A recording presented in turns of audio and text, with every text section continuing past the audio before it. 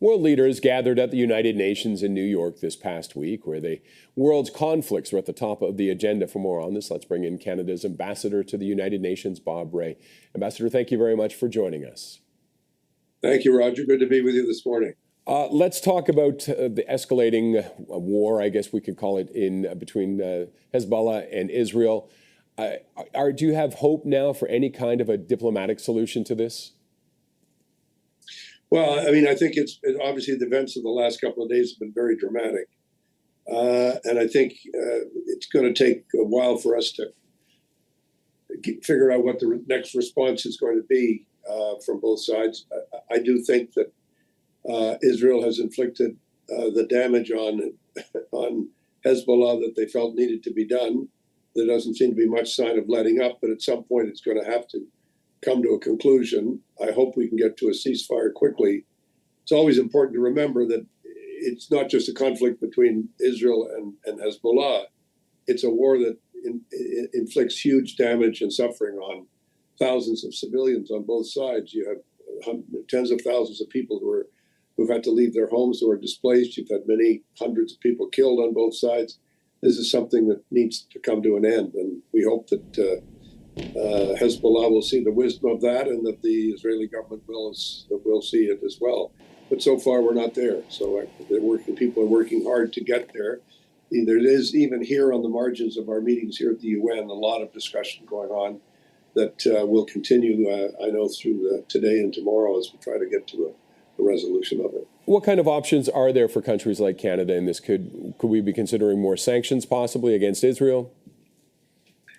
Oh, I don't think that's. I personally don't think that's the answer at the moment. I do think it's really about trying to figure out how to ensure that both sides can increase the sense of security of themselves, and particularly of their populations.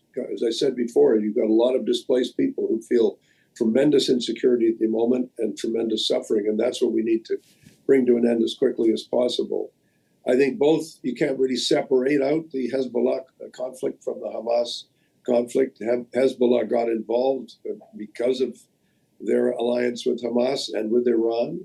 I mean, Iran is using these countries as their proxies, these groups as their proxies, and that's something that's creating a huge amount of insecurity in the region. Now, Canada is sending military personnel. What can we hope to accomplish with that? And are any concerns about dangers they may face? Well, it's a dangerous situation, but we're trying to provide more security to Canadians and trying to make sure that we're able to do what we can from our mission in Beirut, and to make sure that people are safe at work. We have a lot of people living in Lebanon who have Canadian passports, Canadian citizens, but I think the government would only be sending troops there or a military contingent there if we thought it would be necessary for the security of Canadians who are living there and working in the country. Would we be able to get them out, though, the Canadians that are in Lebanon? There's, I believe, 45,000 is one of the numbers I believe has been mentioned. How can we get them out? And the government has been asking them to leave, and many are still there. How do we get them out if this gets even worse? Well, we have been saying to Canadians who feel they are insecure, they should take the steps necessary in order to get to an airport that is flying and allowing flights out. The situation changes from hour to hour. We obviously are going to be doing whatever we can to provide the assistance that we can to people who have decided to stay on throughout this very difficult conflict.